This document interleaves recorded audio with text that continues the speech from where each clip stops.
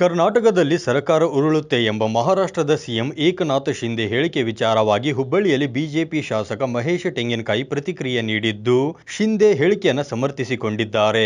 ಮಾಧ್ಯಮದ ಜತೆಗೆ ಮಾತನಾಡಿದ ಅವರು, ಚುನಾವಣೆ ಮುಗಿಯಲಿ, ರಾಜ್ಯ ರಾಜಕಾರಣದಲ್ಲಿ ಮಹತ್ವದ ಬದಲಾವಣೆ ಆಗಲಿದೆ. ಮೂರನೆಯ ಬಾರಿಗೆ ಪ್ರಧಾನಿಯಾಗಿ ಮೋದಿ ಅವರು ಆಯ್ಕೆಯಾಗಲಿದ್ದಾರೆ. ನಂತರ ರಾಜ್ಯ ರಾಜಕಾರಣದಲ್ಲಿ ಬಹುದೊಡ್ಡ ಬದಲಾವಣೆಗಳು ನಡೆಯುತ್ತವೆ. ಜೂನ್ 4ರ ನಂತರ ಎಲ್ಲವೂ ಗೊತ್ತಾಗಲಿದೆ. ನಾನು ಇವಾಗ ಜಾಸ್ತಿ ಏನು ಹೇಳೋದಿಲ್ಲವೆಂದು ತಿಳಿಸಿದರು.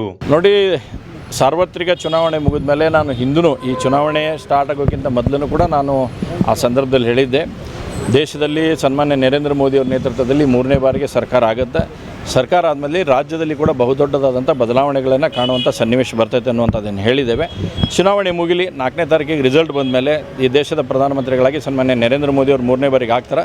ತದನಂತರ ರಾಜ್ಯ ರಾಜಕಾರಣದಲ್ಲಿ ಭಾರಿ ದೊಡ್ಡ ಬದಲಾವಣೆಯನ್ನು ವೀಕ್ಷಣೆ. ಈ ಸಂದರ್ಭದಲ್ಲಿ ಪಕ್ಷದ ಮುಖಂಡರು ಹಾಗೂ ಕಾರ್ಯಕರ್ತರು ಉಪಸ್ಥಿತರಿದ್ದರು.